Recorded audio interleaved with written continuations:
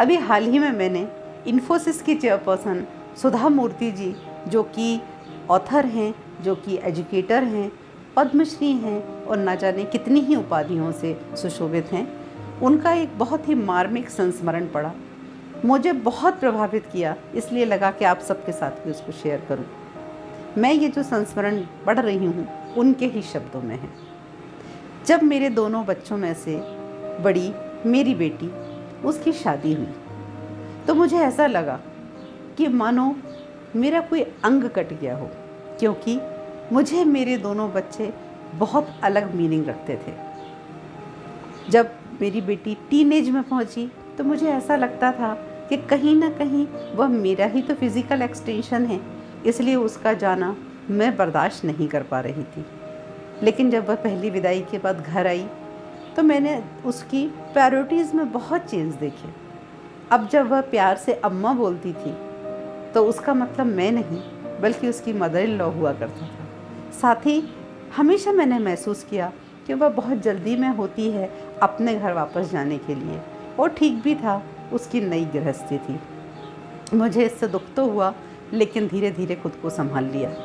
कुछ समय पश्चात मेरा बेटा, जो कि अपनी हायर स्टडीज़ के लिए यूएस गया, वो वहाँ जाकर बहुत मिस करता था। बार बार लिखता था, माँ मैं आपकी कुकिंग को बहुत मिस करता हूँ, मैं चेन्नई को बहुत मिस करता हूँ, मैं बहुत जल्दी यहीं आके रहना चाहता हूँ। और कुछ समय पश्चात वह वापस भी आया। वो वापस आया, हमने उसकी शादी की। शादी के पश्चात उसने भी वाइफ के साथ अलग रहने का फ़ैसला किया। हमने उसका बहुत स्वागत किया, क्योंकि हमने चाहा कि बच्चे बड़े हो गए हैं तो इंडिपेंडेंटली रहना चाहते हैं। परंतु मैंने महसूस किया कि उसकी प्रायोरिटीज़ में भी बहुत चेंज आ गए।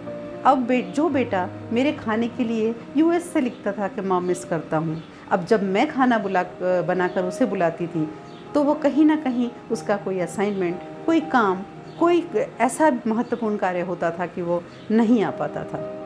इन सब चीज़ों ने मुझे अंदर ही अंदर बहुत उद्वेलित किया। मैं कोशिश करने लगी कि मैं अपने घर से ज़्यादा दूर रहूं, क्योंकि मेरे हस्बैंड तो बहुत वर्कोहलिक थे और 24/7 हमेशा बिज़ी ही रहते थे। और मैंने शहर में जितनी भी मेरी तरह की हॉबी क्लासेस थी मेरे लिए, मैंने सबको ज्वाइन किया। लेकिन मुझे ऐसा लगा कि नहीं, ऐसे तो मैं खुद से ही भाग रही हूँ। फिर मैंने कोशिश की और ठान लिया कि मैं अपनी एक न्यू प्रोफाइल लिखूँगी। और जब मैंने उस न्यू प्रोफाइल को लिखना शुरू किया तो उसमें कुछ चीज़ों को मैंने जगह दी, और वे चीज़ें मैं आप सबके साथ शेयर करना चाहूँगी सुधा मूर्ति जी के ही शब्दों में।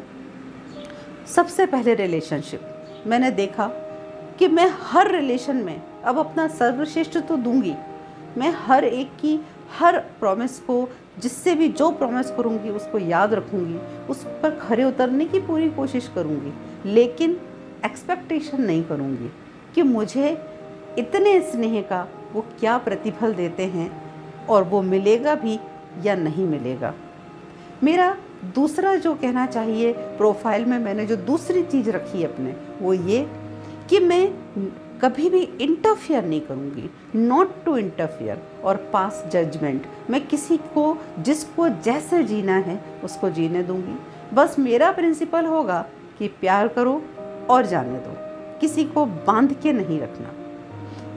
ये कहना चाहिए इस तरह की सहनशीलता, ये एक्सेप्टेंस, इसने मुझे कहीं ना कहीं बहुत शांति दी, बहुत संतोष दिया। और आज मैं आप सबसे यही कहना चाहूँगी कि जब हमारे बच्चे हमसे दूर जाते हैं तो हमें लगता है कि हमारे अंदर एक कहना चाहिए खालीपन आ गया है।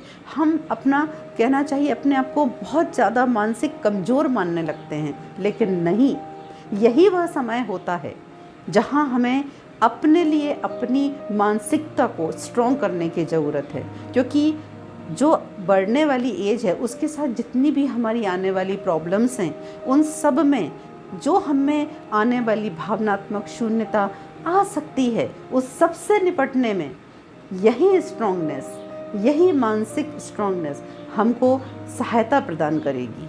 इसलिए मेरा आप सबसे आग्रह है कि आप खुद के लिए जिएं, खुद की रुचि डेवलप करें, दूसरों के लिए करें, सबके साथ अटैचमेंट रखें, लगाव रखें, लेकिन खुद को ना भूलें।